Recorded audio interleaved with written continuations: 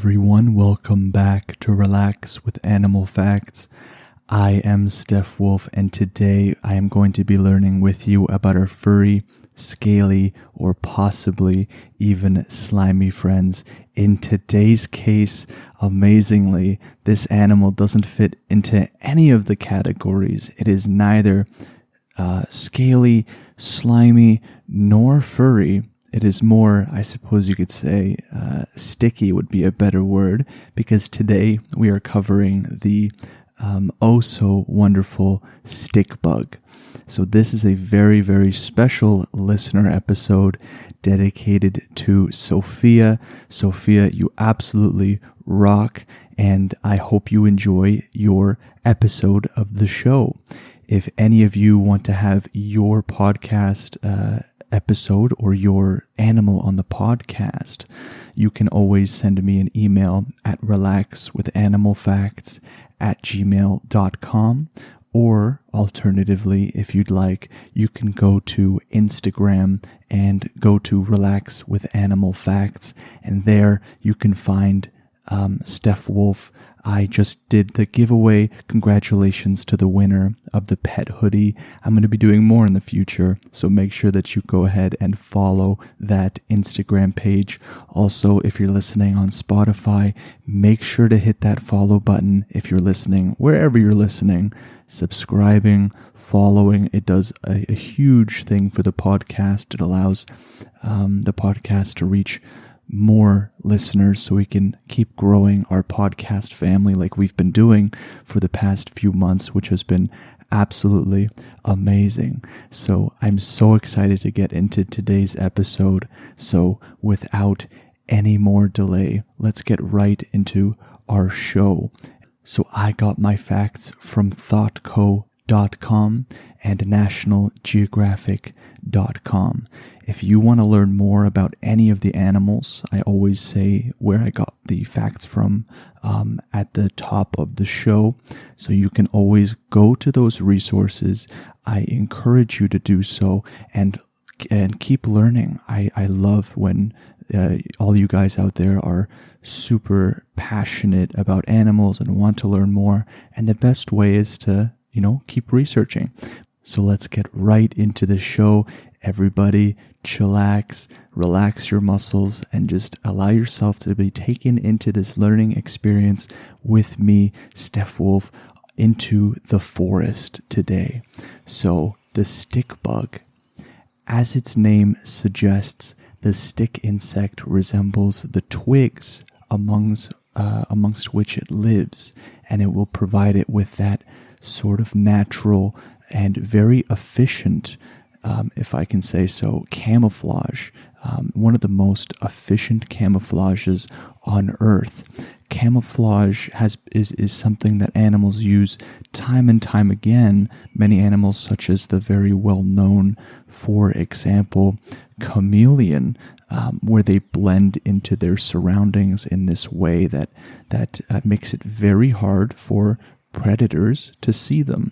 So it is an adaptive trait, something brought on over, I suppose you could say, thousands of years of natural evolution to get to this point where they can now really disguise themselves quite well. And I would say that the stickbug is very, very well hidden most of the time. Now, my personal experience with the stickbug, I have seen them before in real life, and I could almost not tell the difference. It was simply amazing to look at, to see that, wow, this is an actual animal. This is a creature that, has natural processes and walks around and all these sorts of things. And they are so cool and unique, I can almost not contain my excitement just thinking about these guys here. These leaf insect species, there's around 3,000 of them, believe it or not. So there's a large sort of pool of species, and they belong to what is, here we go again with these names that are meant to mess Steph Wolf up, the Phasmatodea order. or for short, you can call them phasmids. Phasmids will work as well. So there are approximately 3,000 species of these stick insects, which is a lot of species. So these walking sticks, maybe you can call them, they will range in size from the tiny half-inch long Tinema cristinae of the North America region to the formidable 13-inch long, here we go again with these names, you guys, Phobaeticus kirbii of Borneo. So we can see that within this large range of 3,000 species, we have quite a large difference in physical characteristics. Half an inch long to 13-inch long. So that is very, very cool to know. And the giant 13-inch long walking stick measures over 21 inches with its legs outstretched, which is wow. And it'll make it one of the world's longest insects, which these guys are seeming to get gold medals all across the board. Camouflage and longest insect, so we gotta give good props to the stick insect. And females are normally larger than males in the stickbug species, which, from what we learned in past episodes, is not all that common. The male is most oftentimes sort of larger than the female. We see this very, very commonly. But in many insect species, maybe I could say, there is this difference where the female will be larger than the male. And that is absolutely the case of the stick bug. Now, don't worry, just a little side note here. Don't worry about the names Timema cristinae or Phobaeticus kirbii. These are just scientific names that are used for classification for all those nerdy researchers out there. For us common listeners, we can just say stickbug. It's totally okay. We're here to relax anyway, right? So don't you worry about just those names or trying to remember them, because I, for sure, the second I move on from this fact, won't be able to recall them. Now, phasmids, as we learned before, which is the short form of the order Phasmatodea, from which this insect species is derived from. So phasmids will mimic their surroundings in color with that camouflage sort of deal, and normally it'll be green or brown, although some species are going to be very brilliantly colored, as it's written here in this article, and others are conspicuously striped. So some are striped, some are really different colored, and that's what is going to happen when you have 3,000 different species of the same animal. You're going to have a good amount of variety and difference, which is fantastic in terms of a survival standpoint, because when you don't have much difference, that is when one thing changes, if one variable in the environment changes, and that specific species isn't suited to it very well, this could mean the extinction of a species. So having this sort of distinction between species in this animal can be very good for the general survivability of it as an animal, which is very, very cool. And many of the stick bugs are going to have wings as well, some spectacularly beautiful, while others will resemble little more than a stump. So some of them will have those full-grown wings that we think about, but the ones that I have seen in my time, I suppose saying in my time makes me sound really old, but when I have seen these I don't even know if I can call them little guys, because they can be 21 inches with their legs outstretched. Regardless, I have never seen one with wings before. So seeing a flying stick would probably freak me out just a little bit. A number of species within the 3,000 species pool will have spines and tubercles on their body, which add also to this sort of to this sort of camouflage, because sticks aren't completely straight with nothing coming out of them. There are oftentimes little prongs or things like that, so it only adds to their camouflage experience. I'm going to take a quick drink of my tea here. For any of you those that are listening that aren't in bed, maybe you could take a drink here with me. I am drinking a fantastic blueberry sort of tea here, blueberry superfood, one of those trendy teas. So just give me 1 second. So they are found predominantly in the tropics and subtropics, although several species live in temperate regions, and the stickbugs will thrive in forests and grasslands, which is where you can hear all this sort of noise of a regular forest and or grassland. They will feed on leaves. I'm happy that they're not carnivores, because a flying stick looking for meat would be frightening to me, if you could imagine that. But they are mainly nocturnal creatures. Nocturnal, for those of you that are new listeners and old listeners, as a quick refresher, nocturnal just means they are primarily awake during the night. They're doing the night shift, as opposed to being awake during the day, a term researchers call diurnal. So they spend much of their day motionless, hidden under plants, such as myself. I am just kidding, but that sounds like a pretty interesting existence, to have most of the day spent motionless, which will add to their camouflage, okay?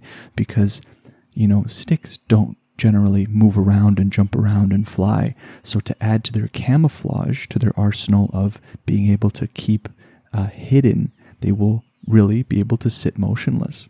Not only is this a great adaptive trait for camouflage, but also because they reserve a lot of their energy being motionless. What this means is that they can eat a lot less food per day. They don't have to worry about really eating constantly, like many of the other animals that we have covered on this show. So nocturnal, motionless, and they love to hide under plants. So good for them. And many stick insects will feign death to thwart predators. Feign death, all that means is play dead. So for any of you that have pups out there that have trained them to play dead, this is what many stick insects will do, but you don't have to train them to do it. This is an instinctive reaction. So sometimes even the stick bugs will shed the occasional limb to escape an enemy's grasp. That means if a predator's holding onto my arm, you know what? You can have it. That's a good deal. Go ahead and take that. Leave the rest of me alone.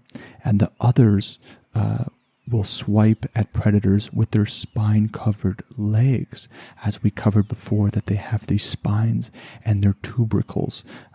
While one North American species with the very, very tough name, again, don't worry about remembering these, but just for your entertainment, I'm going to say the scientific name of this North American stick bug species, the Anisomorpha buprestoides. That sounds quite silly, but it will emit a putrid-smelling fluid. So instead of swiping, or instead of saying, hey, take my arm, this animal is going to instead rather emit this very, very gross sort of odor for them to smell and maybe think twice about eating them, because if maybe they taste as bad as they smell. So this is a common tactic among species, as we know, such as the skunk, or for other sort of smell emitting prey or animals. So they have 3 different defense mechanisms depending on the species, which, having that 3,000 species range gives this animal the ability, I suppose, to have all these different sorts of defense mechanisms. So many of them will, as we said before, play dead. Some will give an arm if they need to, or a leg, and others will try to physically attack or swipe, and one species will try to emit a very, very gross smelling, yucky fluid. So that is a total of 4. It will use a special muscle to break it off at a weak joint. Say if an animal has grabbed onto one of its joints or its appendages, it will use a special muscle and it will simply cut it off at the joint and shed the leg or arm in a defensive strategy. And this is known by the scientific community and the animal community as autotomy. Not autonomy, let's not get that confused, autotomy. So that is a defensive strategy in which you shed your limbs to get out of a certain situation.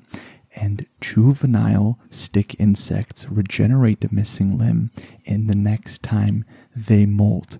So regeneration is this incredible ability that I'm sure many of us humans wish we had, but we don't. But in the case of, I'm sure many of you are aware of some salamanders, or now we have learned that the stickbug, the juvenile ones at least, are able to regenerate. And in some cases, adult stick insects can even force themselves to molt in order to regain a lost leg. Now, the word molt, you might be wondering, what does that mean? Well, molt is basically shedding old feathers, hair, skin, maybe an old shell to make way for new growth. So this is not at all something exclusive to the stickbug. Snakes, for example, will molt their skin. All it means is that they're shedding old and getting new. So that is amazing. And as we learned before, when they play dead, this is a very, very good tactic to use, specifically in certain species. But if you're wondering what that process is called, it is called thanatosis. Okay, so that is the behavior in which an animal plays dead, which makes sense because Thanatos is a god of death among some mythology, which is really cool how they take stuff from Greek myth or Roman myth or whatever kind of mythology and sort of throw it into classifications. I think it's very cool. And as part of their camouflage, which it seems like they have a lot going on with the staying motionless, the color, the spines. In addition to this, though, they also have fake buds and leaf scars as well to make them look as convincing as possible. And stick insects are a nation of Amazonians, which are able to reproduce almost entirely without males. If we remember what this process is called, I believe we covered it on a previous episode, but it is by no means a very, very easy word to remember. Are you ready? It is parthenogenesis, okay? Genesis usually meaning new, and partheno, I suppose, would be the other side of that. So parthenogenesis is the ability for a species to reproduce almost entirely without male intervention, which is very, very cool. And unmated males will produce eggs that when mature will become female stick insects. And when a male does manage to mate with a female, when he just gets lucky enough, there's only a 50-50 chance that the offspring of that union will be male, which is very, very cool. And a captive female stick insect can produce hundreds of all-female offspring without ever mating, which is wow. Just how these biological processes work simply blow my mind. The complexities of nature, the beauty of nature, how this all works is truly something to admire and something to really, I suppose, just observe and look at and appreciate.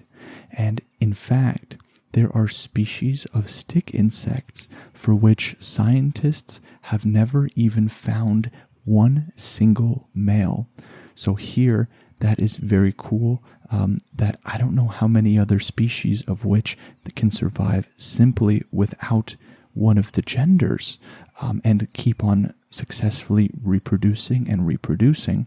Not only that, but researchers have a tough time even finding members of the opposite sex in this species, which is just a very cool fact that I thought was good to share. And in 2008, a newly discovered stick insect species from Borneo broke the record for the longest insect, and that is the Chan's megastick, which measures an incredible 22 inches with its leg extended, with a body length of 14 inches. So this is fairly new in terms of discovery, I suppose. It is about 12 years old, but that is very, very amazing. And now the name, not the name of the stickbug, because I'm pretty sure by now many of us have learned, why is it called a stickbug? It looks like a stick, it behaves like a stick, and I'm now wondering if I should add into the show furry, scaly, sticky, slimy friends. I don't know how many other species are going to fit into this category, but regardless, the name for from where that name Phasmids is coming from is the order of Phasmatodea. Now, Phasmatodea is Greek for apparition. Now, this is kind of interesting because apparition are sort of these ghost-like figures or things in mythology and different sorts of films as well. So that's interesting why they decided to put this animal in this order when it has, I suppose, nothing to do with apparitions in the traditional sense of the word. Now, that is the end of our Stickbug episode. Next week, we are going to be learning about another animal that has an absolutely amazing ability to regenerate its limbs and body organs. So tune in next week because I'm so excited to get into that. Again, this episode was for Sophia. Keep on rocking on. Keep on being awesome. And for all of you that want to have your podcast or your animal on the podcast, you can email me at relaxwithanimalfacts at gmail.com, or you can also go to relaxwithanimalfacts.com. All the information is there, the Instagram, ways you can contact the show. So thank you all so very much for tuning in. I will see you on the next podcast episode with the next animal. Take care.